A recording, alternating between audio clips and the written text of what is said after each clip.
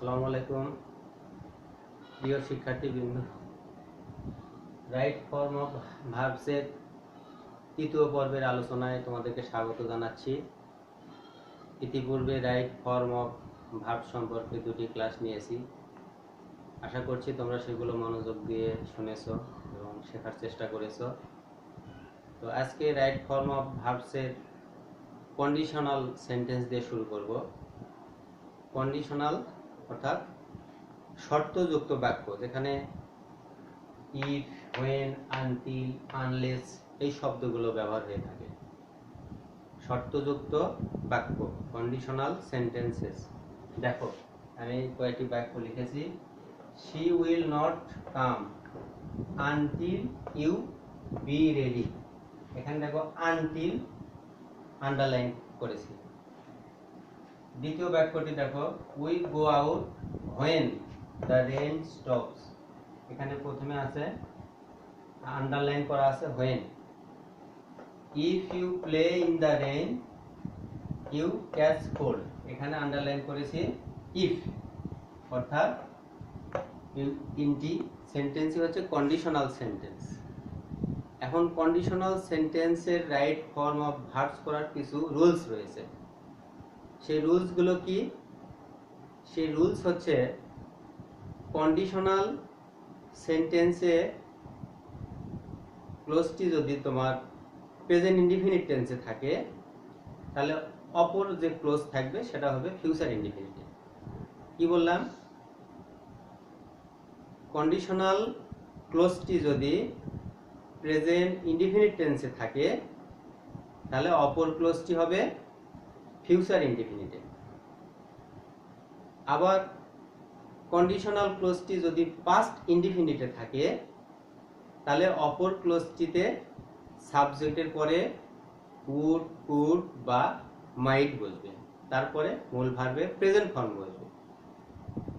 আবার কন্ডিশনাল বাক্যটি যদি বা কন্ডিশনাল ক্লোজটি যদি পাস্ট পারফেক্ট টেন্সে হয়, তাহলে অপর ক্লোজটির সাবজেক্টের পরে উড হ্যাভ বা মাইট হ্যাভ বসবে এবং তারপরে প্রিন্সিপাল ভার্বের পাস্ট পার্টিসিপল ফর্ম হবে। আবার কন্ডিশনাল বাক্যটি যদি হ্যাড দিয়ে শুরু হয়, তাহলে আগের নিয়মেই হবে, অর্থাৎ পরের ক্লোজটির পরে উড হ্যাভ, সাবজেক্টের পরে উড হ্যাভ, মাইট হ্যাভ এবং তারপরে প্রিন্সিপাল ভার্বের মূল পাস্ট পার্টিসিপল ফর্ম বসবে প্রিন্সিপাল ভার্বে। আবার কন্ডিশনাল বাক্যটি যদি এমন হয় যে শর্তটি পূরণ হওয়ার নয়, তাহলে অনুরূপভাবেই হবে, অর্থাৎ সাবজেক্টের পরে উড হ্যাভ তারপরে প্রিন্সিপাল ভার্বের পাস্ট পার্টিসিপল ফর্ম, অথবা সাবজেক্টের পরে উড দিলেও চলবে।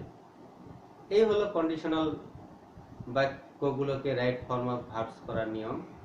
তো আমি পর্যায়ক্রমে এগুলো করে তোমাদেরকে দেখাবো। আশা করছি তোমরা সেগুলো মনোযোগ দিয়ে দেখবে এবং শেখার চেষ্টা করবে। তাহলে দেখো, সব শেষে যে বাক্যটি লিখেছি আমি, if you play in the rain, এই বাক্যটি কন্ডিশনাল বাক্য বা কন্ডিশনাল ক্লোজ।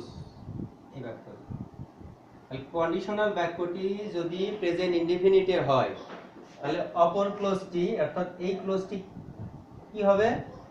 ফিউচার ইনডিফিনিটে হবে। তাহলে if you play in the rain, এই ক্লোজটি আছে প্রেজেন্ট ইনডিফিনিটে, তাহলে পরের ক্লোজটি কি হবে? ফিউচার ইনডিফিনিটে। তাহলে করি এটা, ইফ ইউ প্লে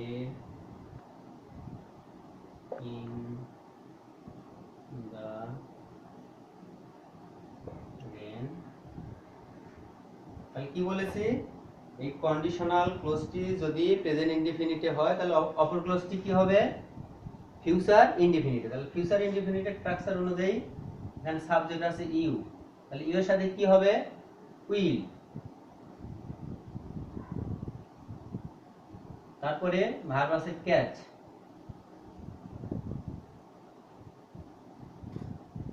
কোল্ড।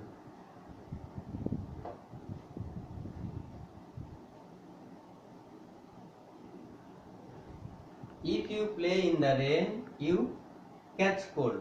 তাহলে এটা যেহেতু প্রেজেন্ট ইনডিফিনিটে আছে, পরের ক্লোজটি হবে ফিউচার ইনডিফিনিটে। ফিউচার ইনডিফিনিটে কি হলো? You will catch cold. বুঝতে পেরেছো তো? ধন্যবাদ।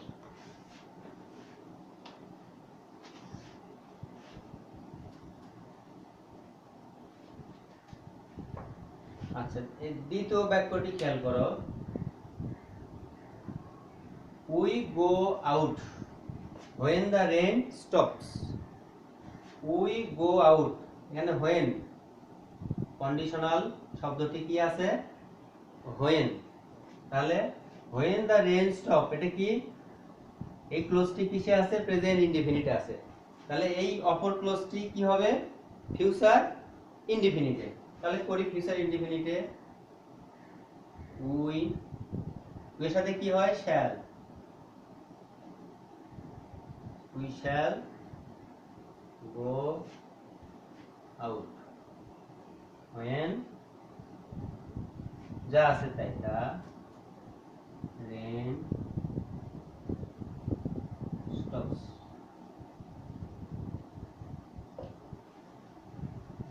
We go out when the rain stops. when the rain stop, এটা হলো কন্ডিশনাল ক্লোজ। তাহলে কন্ডিশনাল ক্লোজটি আছে প্রেজেন্ট ইনডিফিনিটে। তাহলে অপর ক্লোজটি কি হলো? ফিউচার ইনডিফিনিটে। We shall go out. We shall go out. Clear তো? Thank you.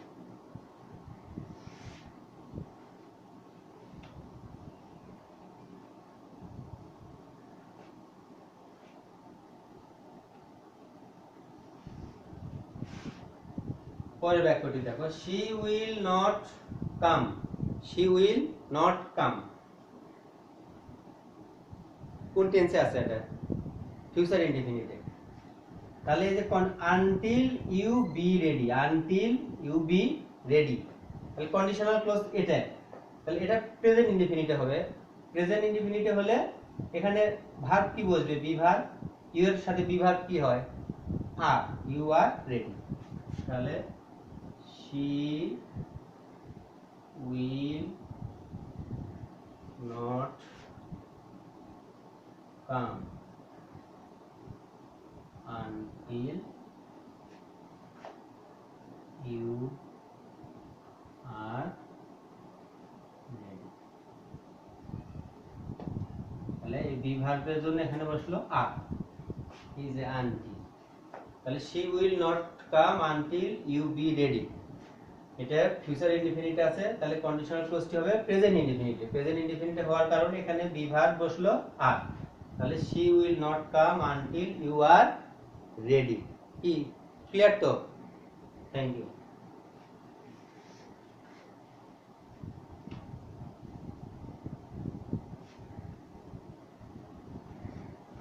আরেকটি রুলস কি বলেছিলাম? যে কন্ডিশনাল ক্লোজটি যদি পাস্ট ইনডিফিনিটে হয়, তাহলে অপর ক্লোজটি পরে সাবজেক্টের পরে কি হবে? উড, কুড বা মাইট হবে, তারপরে মূল ভার্বের প্রেজেন্ট ফর্ম হবে। দেখো, ইফ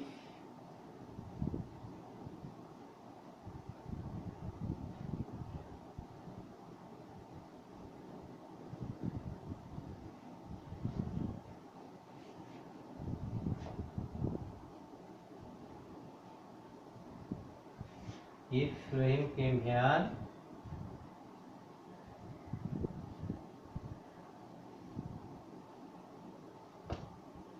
he met me. কি লিখলাম? If Rahim came, past indefinite আছে না এই কন্ডিশনাল ক্লোজটি, ইফ যুক্ত বাক্যটি। ইফ রহিম কেম হিয়ার, এই ক্লোজটি পাস্ট ইনডিফিনিটে আছে। তাহলে কি বলেছি? যে কন্ডিশনাল ক্লোজটি যদি পাস্ট ইনডিফিনিটে থাকে, তাহলে অপর ক্লোজে কি হবে? সাবজেক্টের পরে উড, কুড, মাইট এর যে কোনো একটি হবে, তারপরে মূল ভার্বের প্রেজেন্ট ফর্ম হবে। এই তো। তাহলে লিখি, if Rahim came here, he would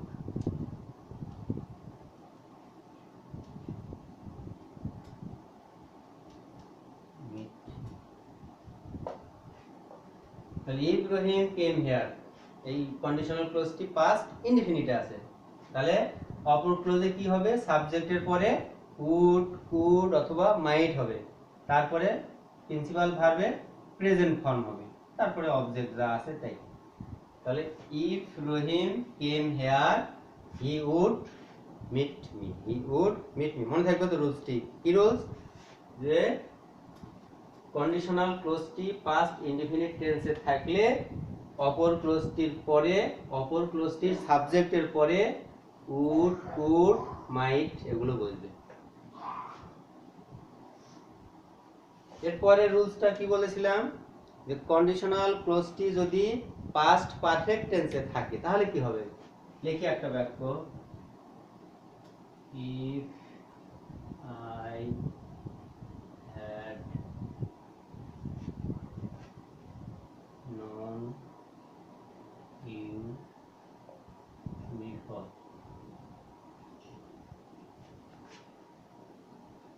I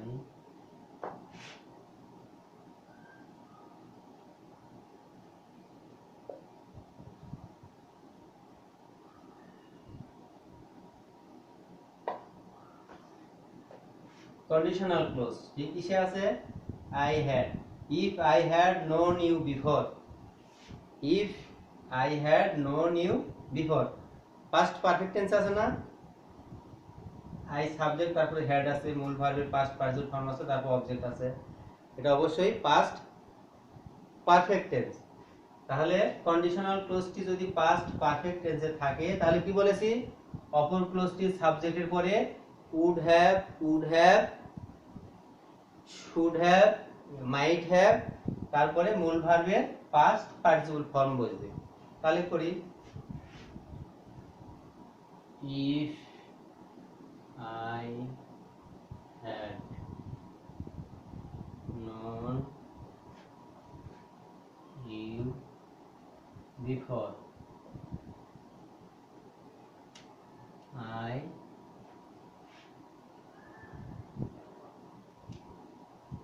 would have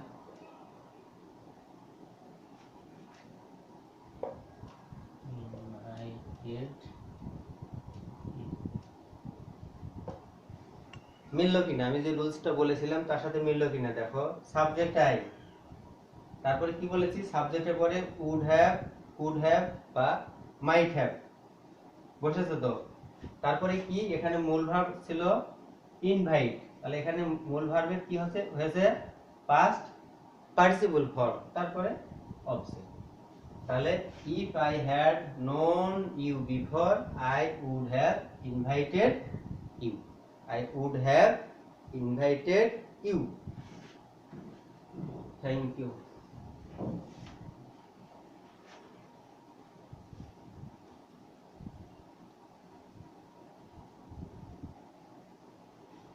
conditional sentence সম্পর্কে আমি আরো একটি রুলস বলেছিলাম, কি বলেছিলাম, যে কন্ডিশনাল ক্লোজটি যদি হ্যাড দিয়ে শুরু হয় তাহলে ঠিক অনুরূপ হবে, যেরকম করেছিলাম সাবজেক্টের পরে উড হ্যাভ, কুড হ্যাভ বা মাইট হ্যাভ বলবে। দেখি একটি করে দেখি,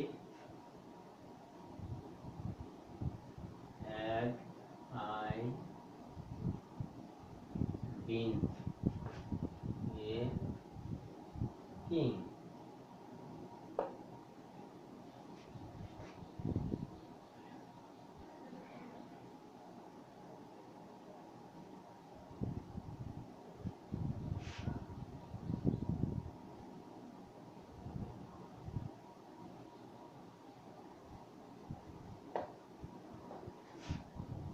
কন্ডিশনাল ক্লোজটি কি দিয়ে শুরু হয়েছে, হ্যাড দিয়ে। তো কন্ডিশনাল ক্লোজটি যদি হ্যাড দিয়ে শুরু হয় তাহলে অপর ক্লোজটিতে কি হবে, সাবজেক্টের পরে আগের মতো, সাবজেক্টের পরে উড হ্যাভ, কুড হ্যাভ বা মাইট হ্যাভ, তারপরে প্রিন্সিপাল ভার্বের পাস্ট পার্টিসিপল ফর্ম, তাই তো। তাহলে করে দেখি, had I been a king, I কি হবে এর সাথে, might have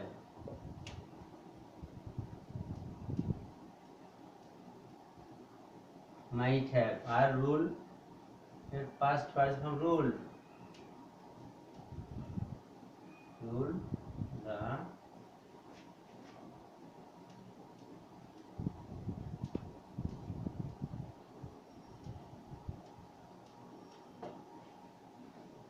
had I been a king I ruled the country well. Right form of verbs এর rules অনুযায়ী কি দাঁড়ালো? Had I been a king I might have ruled the country well. I might have ruled the country well. Clear তো? Thank you.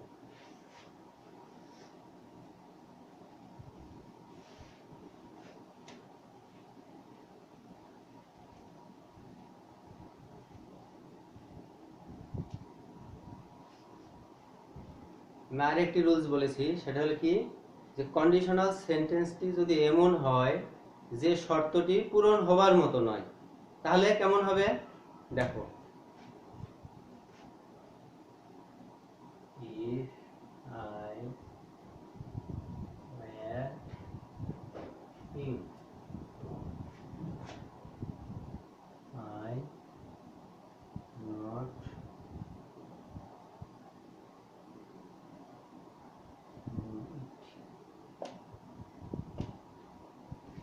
If I were you, I not do it. I not do it. মানে আমি যদি তুমি হতাম, আমি কি তুমি হওয়া সম্ভব, বা তুমি কি আমি হওয়া সম্ভব নয়। তার মানে এই শর্তটি পূরণ হওয়ার মতো শর্ত নয়। তাহলে কিভাবে করব? এখানে সাবজেক্টের পরে শুধু উড বসালেও হবে, আবার উড হ্যাভ মাইট হ্যাভ বসালেও চলবে। কিন্তু যখন উড হ্যাভ মাইট হ্যাভ বসাবো, তখন মূল ভার্বের পাস্ট পার্টিসিপল ফর্ম অর্থাৎ ডু এর পাস্ট পার্টিসিপল ফর্ম ডান বসবে। আর যদি উড বসাই তাহলে শুধু ডু বসবে। এই তো হয়। তাহলে if I were you, I would not do it. If I were you, I would not do it. অথবা I would not have done it করতে পারতাম। যে কোনো একভাবে এই দুই রুলসের যে কোনো এক রুলসে করলেই চলবে। তাহলে কন্ডিশনাল বাক্য সম্পর্কে তোমাদের ধারণা সম্ভবত মোটামুটি হয়েছে আশা করছি। এভাবে কন্ডিশনাল বাক্যগুলোকে এভাবেই রাইট ফর্ম অফ ভার্বস রূপান্তর করতে হয়।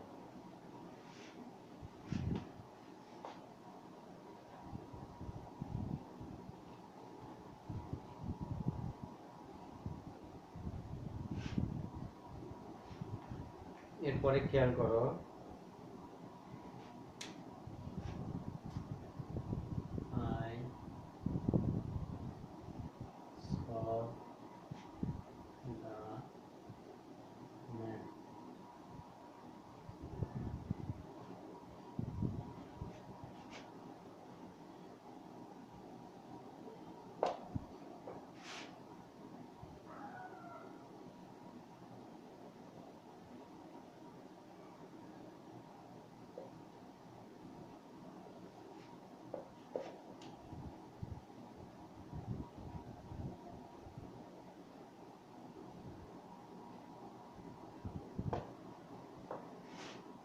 এখানে দুটি বাক্য লিখেছি দেখো।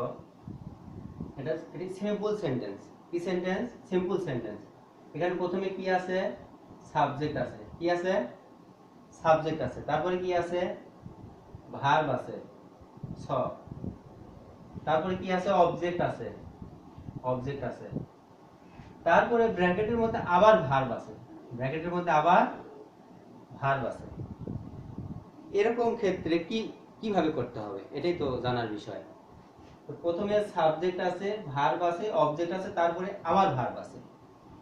এরকম বাক্যের ক্ষেত্রে আমরা এই যে পরবর্তী যে ভার্ব, এই ভার্বের সাথে আইএনজি যোগ করে প্রেজেন্ট পার্টিসিপলে রূপান্তর করব। কি করব?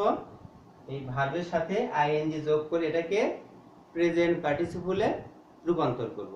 এই তাহলে করে দেখি। পরে প্রথম দ্বিতীয়টা আই স দা বার্ড, তাহলে সিট আছে, কি হবে sitting, sitting on the roof. কি করলাম, এই ভার্বটার সাথে আইএনজি যোগ করে প্রেজেন্ট পার্টিসিপলে রূপান্তর করলাম।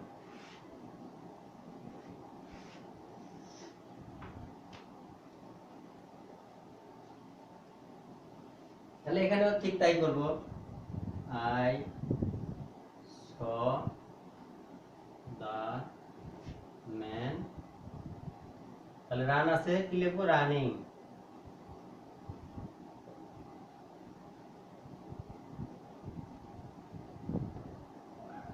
আইএনজি যোগ করে প্রেজেন্ট পার্টিসিপলে রূপান্তর করলাম। তাহলে আমরা আরো একটি রুলস শিখলাম, সেটি হলো কি, যে সিম্পল সেন্টেন্সে সাবজেক্ট, সাবজেক্টের পরে ভার্ব, তারপরে অবজেক্ট, এই অবজেক্টের পরে যদি আরো একটি ভার্ব থাকে, সেই ভার্বটিকে কি করতে হবে, প্রেজেন্ট পার্টিসিপলে রূপান্তর করতে হবে। কিভাবে প্রেজেন্ট পার্টিসিপলে রূপান্তর করব, আইএনজি যোগ করে। ক্লিয়ার তো? Thank you.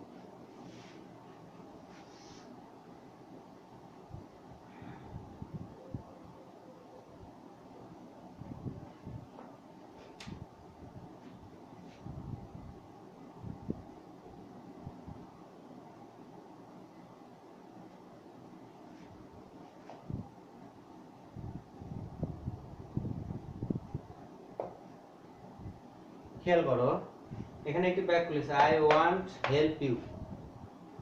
এই বাক্যটিকে কিভাবে আমরা রাইট ফর্ম অফ ভার্বস করব, সেটা হলো, এখানে একটি রুলস আছে, want, wish, plan, try, intend, hesitate, decide, এই সমস্ত ভার্বের পরে যদি আরো একটি ভার্ব থাকে, সেটিকে ইনফিনিটিভ করতে হবে। Want, wish, plan, try, intend, decide, hesitate, এই শব্দগুলোর পরে যদি আরো একটি ভার্ব থাকে, তাহলে এই ভার্বটিকে কি করব, আমরা ইনফিনিটিভ করব। ইনফিনিটিভ করব কিভাবে, এর আগে একটা শুধু টু বসাবো, তাহলে ইনফিনিটিভ হয়ে যাবে। তাহলে করি, আই ওয়ান্ট টু হেল্প,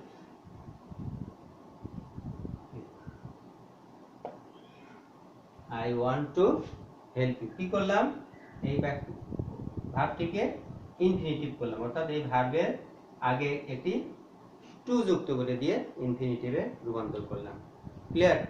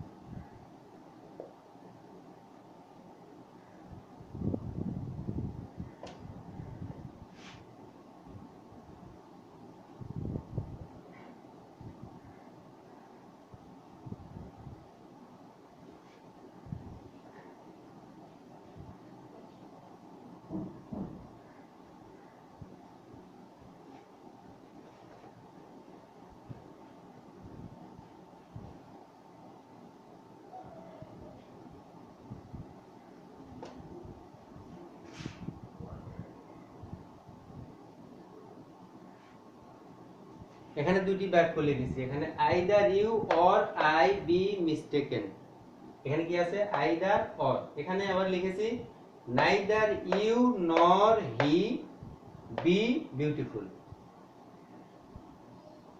তাহলে আইদার অর, নাইদার নট থাকলে এখানে এই যে বি ভার্বটি এখানে কি বসবে, এখানে বি ভার্বটি কিভাবে বসবে, অর্থাৎ আইদার অর, নাইদার নট থাকলে এই যে শেষের যে সাবজেক্ট আছে, শেষের যে সাবজেক্ট আছে সেই সাবজেক্ট অনুযায়ী ভার্ব বসবে। শেষের যে সাবজেক্ট আছে সেই সাবজেক্ট অনুযায়ী ভাগ বসবে। তাহলে শেষেরটা আগে করি, নাইদার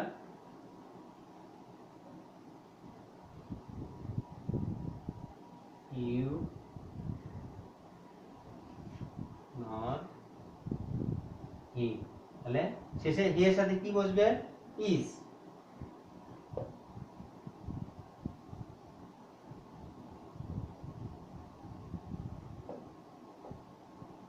শেষের সাবজেক্ট হলো হি, এই হি এর সাথে কি হয়? ইজ হয়। আর হয় না তো, এমও হয় না, কি হয়? ইজ হয়। এই কারণে এখানে হি এর সাথে ইজ বসলো। বুঝা গেছে তো? অনুরূপ ভাবে পরেরটাও হবে।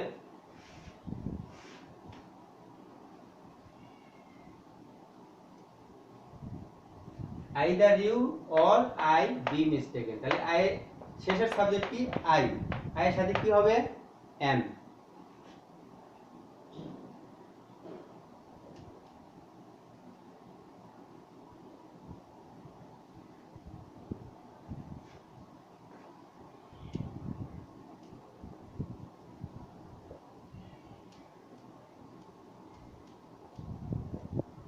শেষের সাবজেক্ট আই, আই অনুযায়ী এখানে বসলো am. Either you or I am mistaken. Clear তো? আইদার ইউ, নাইদার নট থাকলে শেষের সাবজেক্ট অনুযায়ী ভার্ব বসবে। আমরা আরো একটি নতুন রুলস শিখলাম। রুলসটা হলো আইদার অর নাইদার নট দ্বারা কোনো বাক্য থাকলে শেষের সাবজেক্ট অনুযায়ী ভার্ব বসবে। লক্ষ্য করো,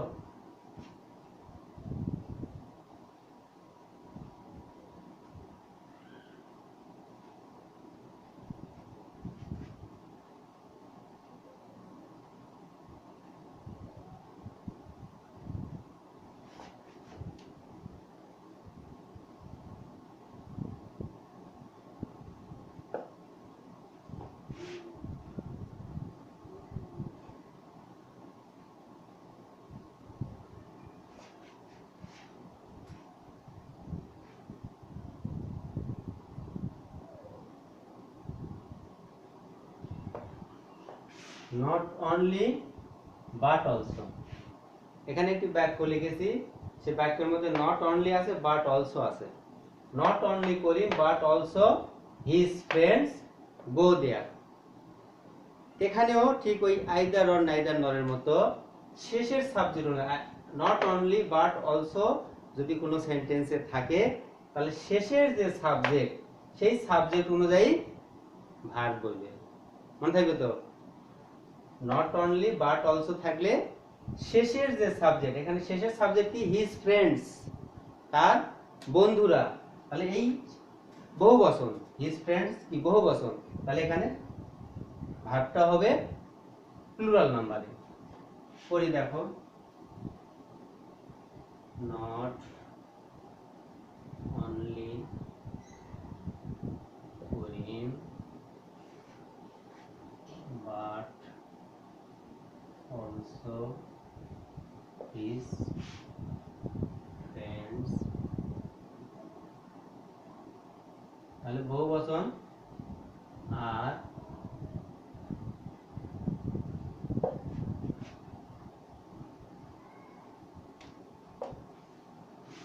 not only Karim but also his friends are going there। মনে থাকবে তো? not only but also either or neither nor এই শব্দগুলো যেখানে থাকবে সেখানে শেষের সাবজেক্ট অনুযায়ী ভার্ব বসবে। ক্লিয়ার? Thank you.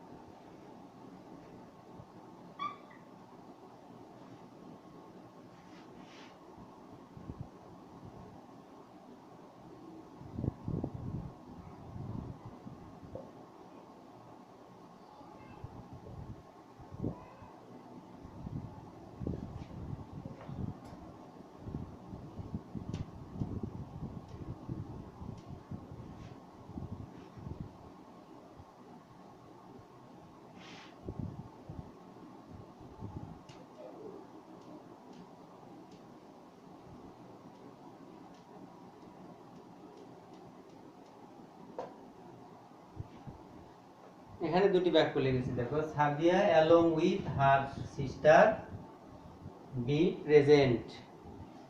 এখানে কি লিখেছে, money in addition to wealth make a man happy. আগের বাক্যগুলোতে কি শিখেছিলাম, আইদার অর নাইদার নট বা নট অনলি বাট অলসো থাকলে শেষের সাবজেক্ট অনুযায়ী ভার্ব হবে। আর এই যে along with, in addition to, accompanied by, এই শব্দগুলো যদি থাকে তাহলে পূর্বের নাউন বা প্রোনাউন অর্থাৎ প্রথমে যে সাবজেক্ট আছে এই সাবজেক্ট অনুযায়ী ভার্ব বলবে, এই সাবজেক্ট অনুযায়ী ভার্ব বলবে, মনে থাকবে তো। এই along with, in addition to, by, accompanied by, get use to, এই শব্দগুলো যদি থাকে তাহলে পূর্বের যে সাবজেক্ট বা পূর্বের যে নাউন বা প্রোনাউন প্রথমে যেটা আছে সেটা অনুযায়ী এখানে ভার্ব বসবে, প্রথমে যেটা আছে সেই অনুযায়ী এখানে ভার্ব বসবে। তাহলে করি, money in addition to wealth, money in addition to wealth.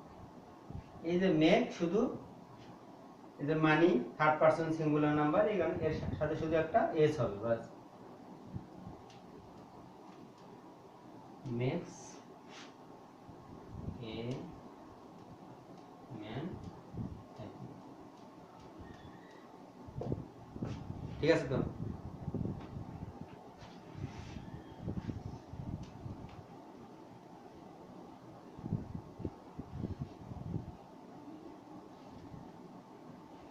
এটা কি, Sadia along with her sister be present, তাহলে সাদিয়া অনুযায়ী এখানে ভার্ব বসবে, Sadia along with her sister কি হবে, ওয়াজ প্রেজেন্ট। পাস্ট টেন্সে হলে ওয়াজ, আর প্রেজেন্ট টেন্সে হলে এখানে কি হতো, ইজ। তাহলে আমরা আরো একটি রুল শিখলাম, সেটা হলো কি, যে along with, in addition to, accompanied by, এই ধরনের শব্দ থাকলে প্রথমে যে সাবজেক্ট আছে সেই সাবজেক্ট অনুযায়ী ভার্ব বলবে, প্রথমে যে সাবজেক্ট আছে সেই সাবজেক্ট অনুযায়ী ভার্ব বলবে। তো বন্ধুরা, আমি আগেই বলেছি রাইট ফর্ম অফ ভার্বস একটি ব্যাপক বিষয়, এখানে অনেক রকমের রুলস রয়েছে।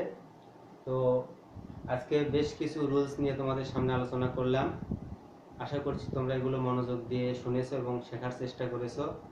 তো আজকের এই তৃতীয় পর্বের ক্লাসটি এখানে শেষ করতে হচ্ছে। আগামী চতুর্থ পর্বের তোমাদের আমন্ত্রণ জানিয়ে সেই ক্লাসে তোমরা অংশগ্রহণ করবে, মনোযোগ দিয়ে শুনবে সে প্রত্যাশা রেখে এখানে শেষ করছি। আল্লাহ হাফেজ।